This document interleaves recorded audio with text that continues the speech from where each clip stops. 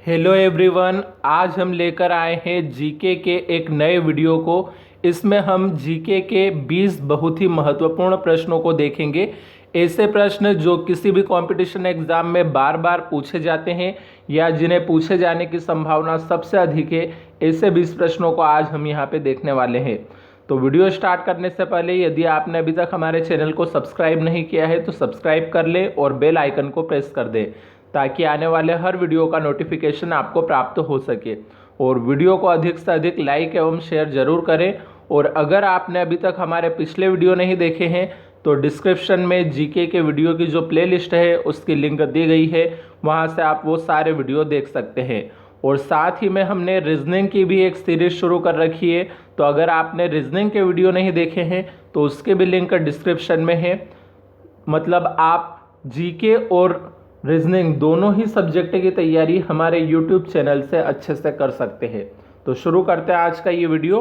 इसमें सबसे पहला प्रश्न हमारे पास यहाँ पे है, निम्नलिखित में से कौन सी एक विशेषता ज्वालामुखन का उत्पाद नहीं है, ज्वालामुखन का उत्पाद है।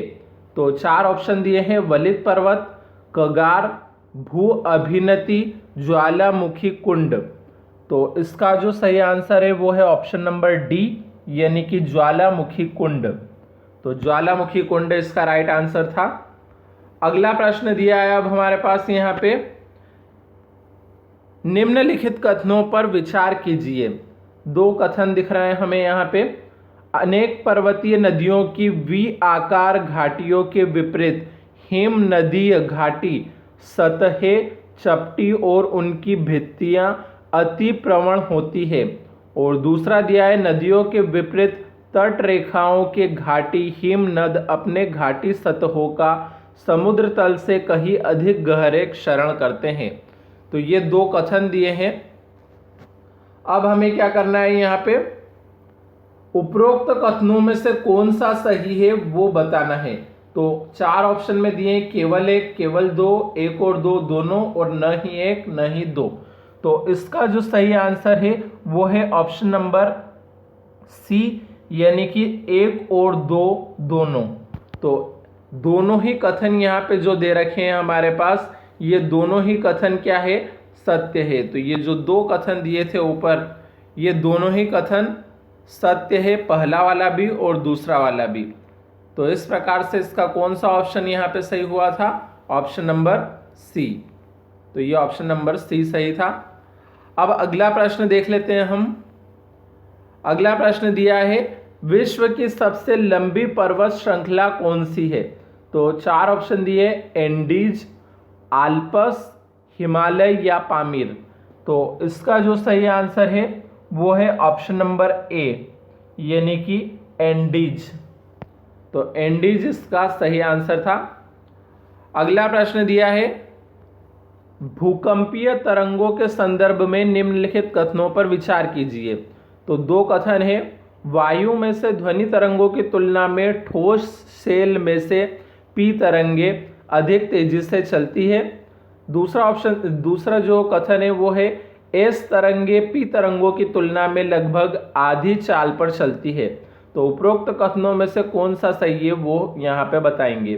तो चार ऑप्शन है, केवल एक, केवल दो, एक और दो, दोनों, न तो एक और न ही दो। तो इसका जो सही आंसर है वो है ऑप्शन नंबर ए, यानी कि केवल एक। तो केवल एक मतलब सिर्फ पहला वाला कथन ही यहाँ पे सही है। अगला प्रश्न है अब हमारे पास यहाँ पे सुमेलित करने का। तो इसमें एक तरफ तो उच्चतम बिंदु दिए हैं, दूसरी तरफ महाद्वीप। तो उच्चतम बिंदु में तो दिए हैं कोसिस्को, मा एकांकागुआ, विंसन मेसिफ और मा एल्ब्रेस। और महाद्वीप में दिए हैं यूरोप, दक्षिणी अमेरिका, अंटार्कटिका, ऑस्ट्रेलिया। चार ऑप्शन में से अब हमें बताना है।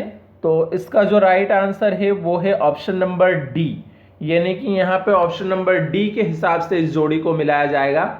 मतलब कोसिस्को को मिलाया जाएगा ऑस्ट्रेलिया से, उसके बाद मा एकांकागुआ को मिलाया जाएगा दक्षिणी अमेरिका से, फिर विंसन मेसिफ को मिलाया जाएगा अंटार्कटिका से, और माँ एल्ब्रेस को मिलाया जाएगा यूरोप से।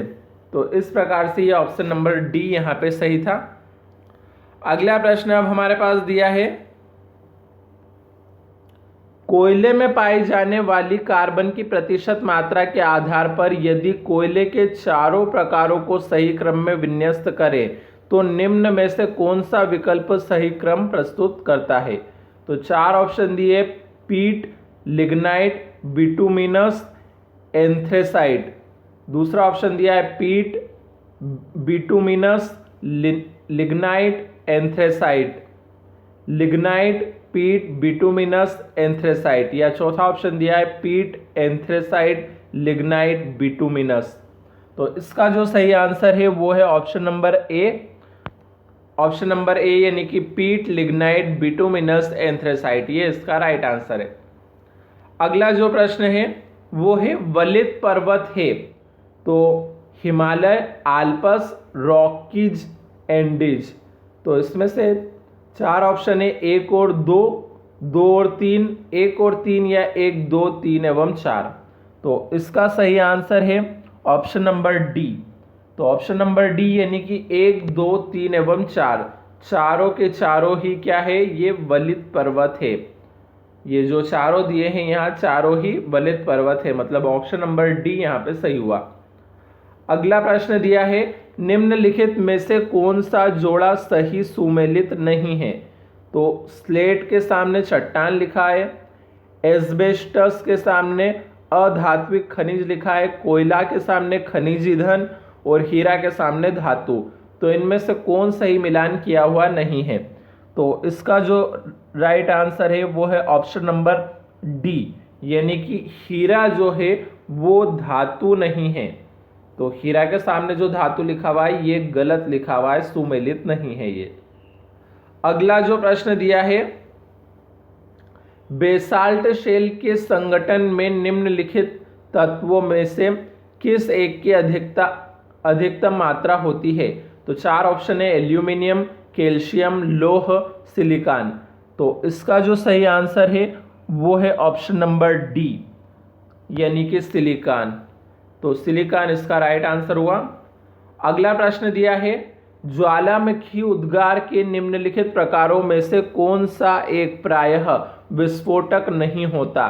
तो चार ऑप्शन है, पिलियन, हवाइयन, स्ट्रोम्बोलियन, वेल्केनियन।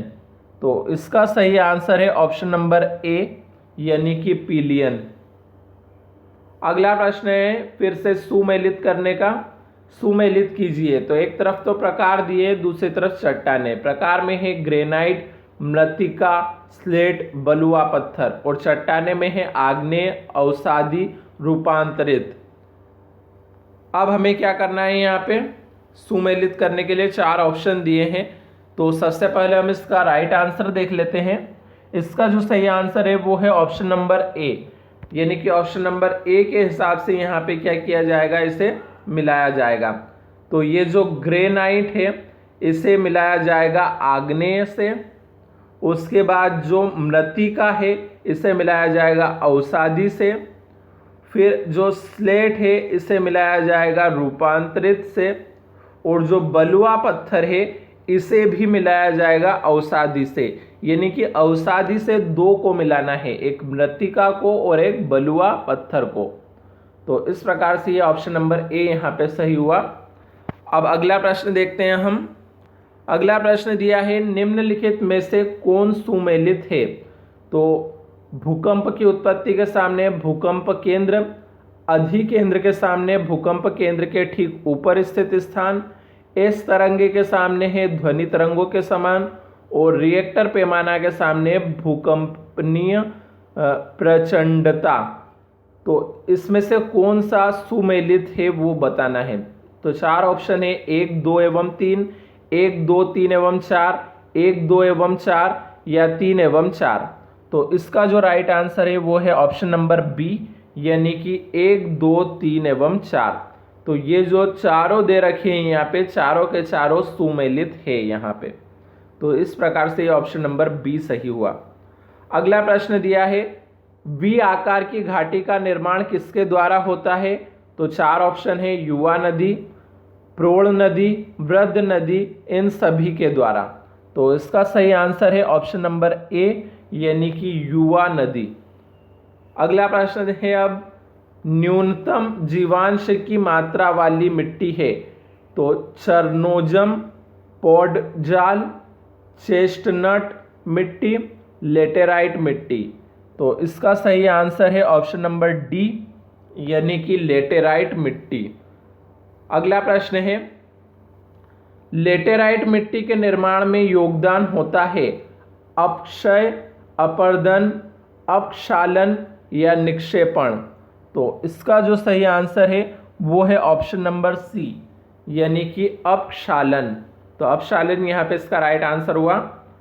अगला प्रश्न है, अतीत काल में मात्र एक महाद्वीप पेंजिया था, इस विचार के जनक थे? वेगनर, मार्शल, डार्विन या टॉलेमी? तो इसका जो सही आंसर है वो है ऑप्शन नंबर ए, यानी कि वेगनर।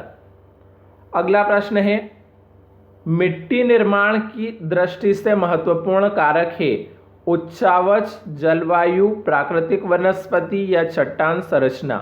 तो इसका सही आंसर है ऑप्शन नंबर बी, यानी कि जलवायु। तो जलवायु इसका राइट आंसर हुआ।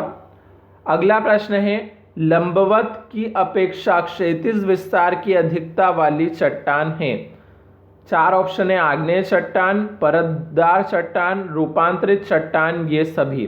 तो इसका जो राइट आंसर है वो है ऑप्शन नंबर बी, यानी कि परतदार चट्टान।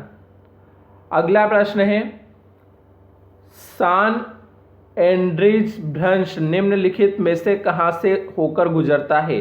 तो 4 ऑप्शन है, ब्यूफोर्ट सागर एवं रॉकी पर्वत, सैन फ्रांसिस्को एवं कैलिफोर्निया की खाड़ी के उत्तर का प्रशांत महासागर, बेरिंग जलद मरुमध्य एवं अलास्का श्रेणी, मैकेंजी पर्वत एवं पश्चिमी कॉर्डिलेरा? तो इसका जो सही आंसर है वो है ऑप्शन नंबर बी, यानी कि सैन फ्रांसिस्को एवं कैलिफोर्निया की खाड़ी के उत्तर का प्रशांत महासागर। अब आज का आखिरी प्रश्न देख लेते हैं हम। आखिरी प्रश्न आज का है, हिंद महासागर में सागर धाराओं की नियमित दिशा में परिवर्तन के लिए निम्नलिखित कारकों में से कौन सा एक उत्तरदायी है? तो 4 ऑप्शन है, हिंद महासागर एक अर्ध महासागर है, हिंद महासागर में मानसूनी प्रवाह पाया जाता है, हिंद महासागर एक स्थल परिबद्ध महासागर है, और हिंद महासागर में लवणता में अपेक्षाकृत अधिक भिन्नता पाई जाती है। तो इसका जो सही आंसर है वो है ऑप्शन नंबर बी, यानी कि हिंद महासागर में मानसूनी प्रवाह पाया जाता है। तो इस प्रकार से आज हमने ये 20 प्रश्नों को देखा है। अब अगले वीडियो में अगले 20 महत्वपूर्ण प्रश्नों को देखेंगे। तब तक के लिए धन्यवाद।